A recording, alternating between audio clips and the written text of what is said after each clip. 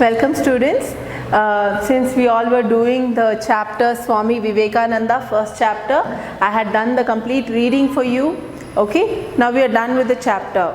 I want you to read the whole chapter. I have sent you the pictures today of the whole chapter. I want you to read the chapter and I want you to write a small summary on that. Okay, that is your homework for today. Okay, this is going to come next week for you, and in this I am going to cover up the question and answers. Okay, I have made a slide so that it is easy and legible for you to understand. So let's move further. Yeah, the first one says choose the most appropriate answer. Okay, and what is the question? Swami Vivekananda established Belur Mutt to do what? There are 4 options given here. First one is make people remember his speech in the Parliament of Religions. The second one is spread the principles of Sri Ramakrishna Paramahamsa. Third one is develop human values, and fourth one is promote social division. And we can see that this is totally wrong because he was talking about brotherhood and union, not division. So when we see, the most appropriate answer is the answer number 2, which is spread the principles of Sri Ramakrishna Paramahamsa. That is the main reason why he made that Belur Mutt. Okay, so in the first question, first answer is B. Okay, the second one. Now we move on to the next one. The question here is, Swami Vivekananda acquired the knowledge of human values from his parents. Okay, second one is through his spiritual experience, third one is visiting countries, and fourth one is all of the above. But we clearly see that he had a zeal to know God. That is what kept him going more and more closer to God, and through that only he had acquired the human values. So here in this second question as well, B, that is through his spiritual experience, is the right answer. Okay, so you have to write the question, write all the 4 options, and then you can either tick the right answer or you can write it again. Okay, now the third question. It says Narendra was born on. Okay, this question, the answer is there in the book. Okay, it's there in the book. Only when you read the chapter you can find out. This one I want you to answer on your own and see which one is the right answer, because this is already available in the book, and by doing that you will read the book again. So I want you to do it on your own. Now the fourth one. The audience in the Parliament of Religious applauded Swami's speech because first he spoke well, or he addressed them as sisters and brothers of America. Third, he spoke in English. Fourth, his speech conveyed his humanism. Okay, we have read very clearly in the chapter that they started applauding him only when he addressed them properly. Like when he said sisters and brothers of America, that's what was different from the other people, and that's what got him a lot of applause and appreciation. The speech was more about brotherhood. Right? So the way he addressed the speech or addressed the audience itself was by saying sisters and brothers of America. So in this also option B is your right answer.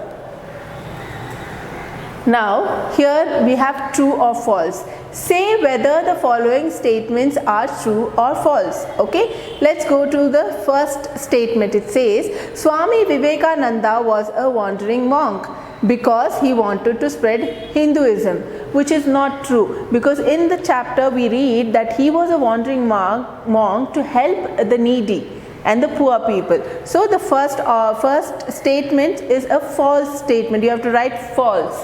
Okay, now the second one. The audience in the Parliament of Religions did not accept the speech of Swami Vivekananda. No, that is again false, because we read in the book that when he addressed them saying sisters and brothers of America, there was a great applause. People appreciated whatever he said. So that is clearly written in the book. So even the second statement is a false statement. Let's see the third statement. It says Swami Vivekananda worked for universal brotherhood. It is very true. Okay, he was working for universal brotherhood. That is what he was trying to say. There should be no division based based on the religion. There should be no division based on the caste, and he was promoting brotherhood. So yes, the third statement is a true statement. Now let's see the fourth statement. It says, the words of Narendra's mother made him become a wandering monk.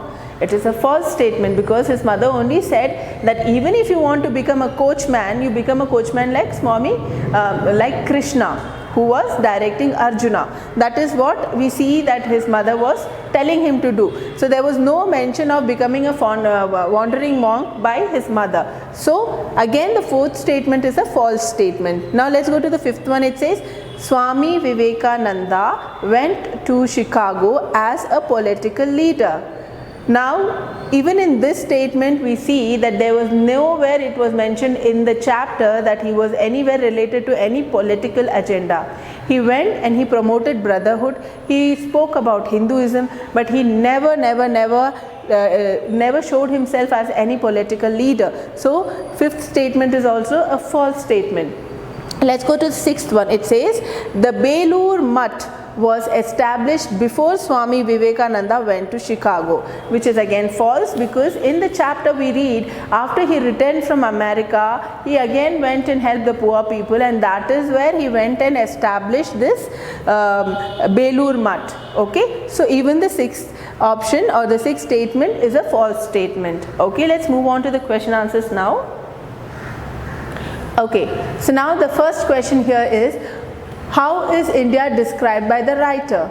So the writer starts, the whole chapter begins with talking about Indian culture or Indian religions. So here we see, these are the words right from the book. These are the words right from the book. It says, India is a land of many religions and cultures. People here take both pleasure and pains alike. They are dedicated and duty bound. In this land, many well-known religious leaders have been born. One of them is Swami Vivekananda, right? So this is what the writer has described in the chapter. So you can take it from the chapter itself and write it as your answer. Okay. The next question here says, what kind of coachman did Narendra's mother want him to become? Just now I was telling you, right? Narendra's mother wanted him to become a coachman like Krishna, who taught Arjuna, right? It is there in the religious books of Hinduism, where we see that Krishna was the person who was riding the chariot of Arjuna and directing him in that war. Okay. Now let's go to the question number 3, which says, why did Narendra want to be a coachman? Okay, now he was a very small child and he saw somebody riding a coach or riding a train, and he got really excited and he wanted to become a coachman, right? So we can write the answer as, he wanted to become a coachman because he thought it was nice to drive a coach. Okay, so he thought it was very nice to drive a coach. So that is why he wanted to become a coachman. Question 4. Why was Narendra named Vireshwara? Okay, why was he named Vireshwara?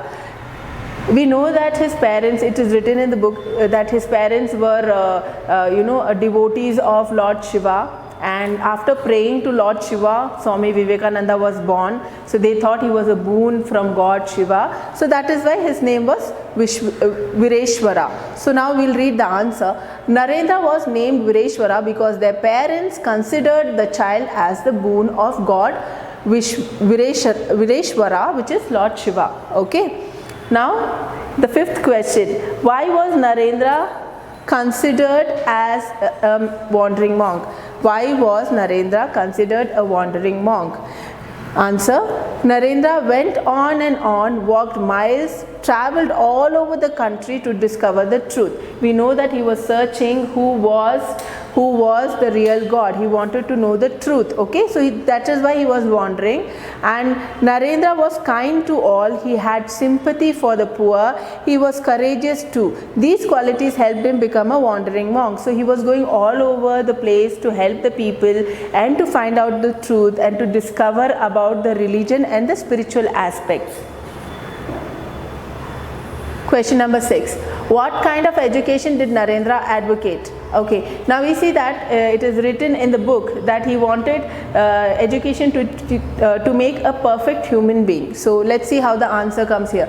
Narendra advocated that education should develop a complete human being. So he said whatever education is given to anybody should promote them to become a good human being. Okay, question number 7. What made the audience in the Parliament of Religions give thunderous applause to Narendra? We have already said this answer many a times. It is that Narendra began his address with the words sisters and brothers of America. This word made them applaud him a lot. This made the way he addressed them was very much appreciated by the American people. So Narendra began his address with the words sisters and brothers of America. Immediately there was thunderous applause from vast audience. So this is your answer number 7. Let's move on to the next question and answer.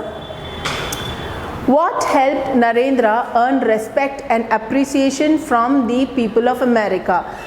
Okay, the answer. Narendra told them that everybody should develop the sense of brotherhood.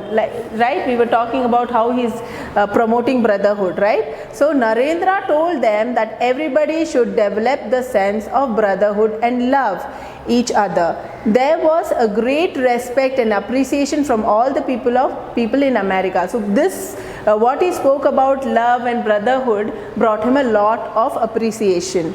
Now the last question is, did Narendra believe in superstition? Nowhere in the book we see that he has spoken anything about superstition or he practiced anything that was superstitious. And only thing that we know about him is he was promoting brotherhood. Apart from that, he said work is worship. So we are going to write the answer saying no. He did not believe in superstition, but he stressed on the work is worship. Okay, he stressed on this. He said work is worship. This is what his mantra was. So we have finished all the question answers in this chapter. There is some grammar left to be done. So we shall do it in the next week. In the next class we will finish that. I hope this is clear for you and I have made you understand all the question and answers. I will also send the photos of this question answers so that you can write it down neatly in your classwork. I believe all of you should come and take your books and notebooks from here. That is when you will be able to complete your studies properly. So please come, pick up your books and notebooks and start writing it in your English classwork. Okay? So this is all for today. So I'll meet you next week. Till then, you remain safe and stay at home. Bye.